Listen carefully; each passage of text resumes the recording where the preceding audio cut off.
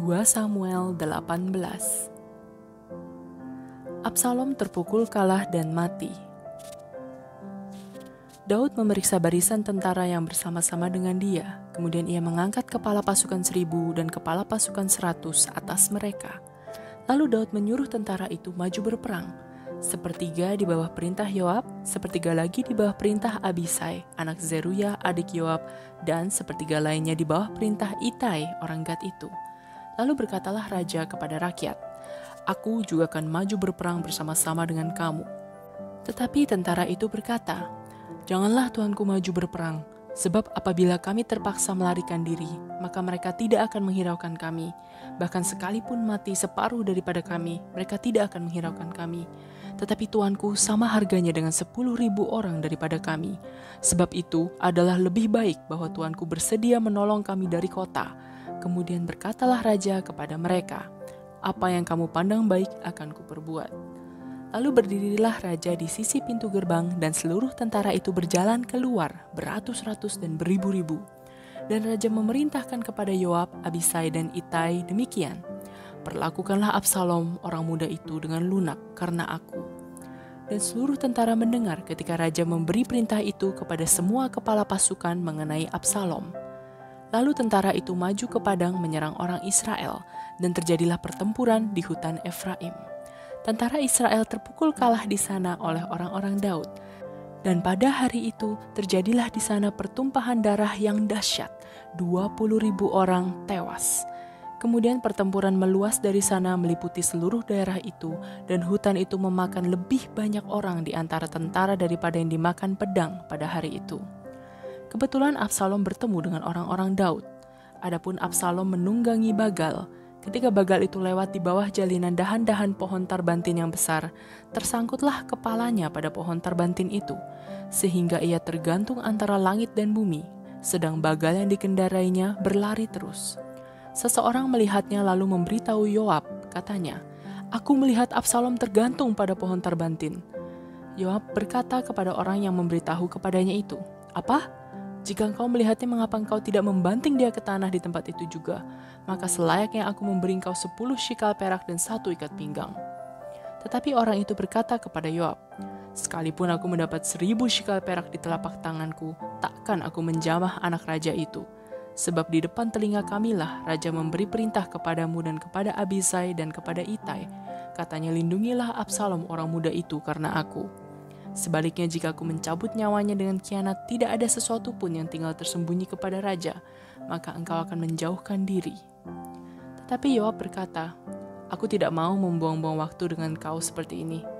Lalu diambilnyalah 3 lembing dalam tangannya, dan ditikamkannya ke dada Absalom, sedang ia masih hidup di tengah-tengah dahan pohon tarbantin itu.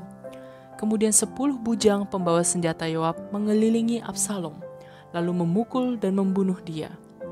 Sesudah itu Yoab meniup sangkakala, sehingga tentara berhenti mengejar orang Israel, sebab Yoab mau menahan tentaranya itu. Lalu mereka mengambil mayat Absalom dan melemparkannya ke dalam lubang yang besar di hutan itu.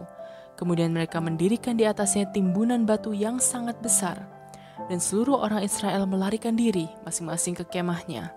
Sewaktu hidupnya, Absalom telah mendirikan bagi dirinya sendiri tugu yang sekarang ada di lembah raja, sebab katanya, "Aku tidak ada anak laki-laki untuk melanjutkan ingatan kepada namaku." Dan ia telah menamai tugu itu menurut namanya sendiri. Sebab itu sampai hari ini tugu itu dinamai orang Tugu Peringatan Absalom. Kabar kematian Absalom disampaikan kepada Daud. Kemudian berkatalah Ahimaaz bin Sadok, "Biarlah aku berlari menyampaikan kabar yang baik itu kepada raja, bahwa Tuhan telah memberi keadilan kepadanya dengan melepaskan dia dari tangan musuhnya." Tetapi berkatalah Yoab kepadanya, "Pada hari ini bukan engkau yang menjadi pembawa kabar. Pada hari lain boleh engkau yang menyampaikan kabar. Tetapi pada hari ini engkau tidak akan menyampaikan kabar, karena anak raja sudah mati." Lalu berkatalah Yoab kepada seorang Etiopia, "Pergilah, beritahukanlah kepada raja apa yang kau lihat." Orang Etiopia itu sujud menyembah kepada Yoab, lalu berlari pergi.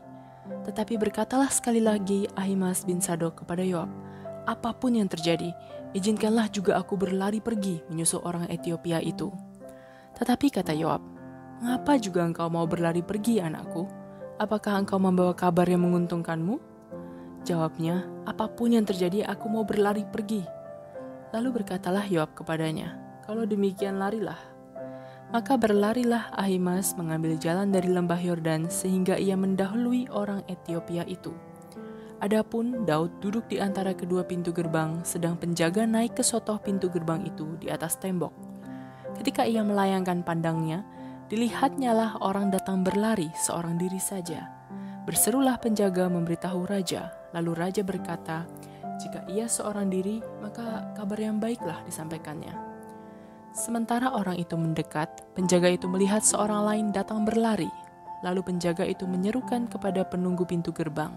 Katanya, "Lihat, ada lagi orang datang berlari, seorang diri." Berkatalah raja, "Itu pun pembawa kabar yang baik." Sesudah itu berkatalah penjaga, "Aku lihat cara berlari orang yang pertama itu seperti cara berlari Ahimaaz bin Zadok." Berkatalah raja, "Itu orang baik, ia datang membawa kabar yang baik." Lalu Ahimaaz berseru, katanya kepada raja, "Selamat!" Kemudian sujudlah ia menyembah kepada raja dengan mukanya ke tanah, serta berkata, "Terpujilah Tuhan Allahmu yang telah menyerahkan orang-orang yang menggerakkan tangannya melawan tuanku raja." Lalu bertanyalah raja, "Selamatkah Absalom orang muda itu?" Jawab Ahimaaz, "Aku melihat keributan yang besar ketika Yoab menyuruh pergi hamba raja, hambamu ini, tetapi aku tidak tahu apa itu." Kemudian berkatalah raja, "Pergilah ke samping, berdirilah di sini." Ia pergi ke samping dan tinggal berdiri. Maka datanglah orang Etiopia itu. Kata orang Etiopia itu, "Tuanku raja mendapat kabar yang baik, sebab Tuhan telah memberi keadilan kepadamu pada hari ini dengan melepaskan tuanku dari tangan semua orang yang bangkit menentang tuanku." Tetapi bertanyalah raja kepada orang Etiopia itu, "Selamatkah Absalom, orang muda itu?" Jawab orang Etiopia itu, "Biarlah seperti orang muda itu musuh tuanku raja dan semua orang yang bangkit menentang tuanku untuk berbuat jahat." Kesedihan Daud. Maka terkejutlah raja, dan dengan sedih ia naik ke anjung pintu gerbang, lalu menangis. Dan beginilah perkataannya sambil berjalan, "Anakku Absalom, anakku Absalom. Ah, kalau aku mati menggantikan engkau, Absalom anakku, anakku."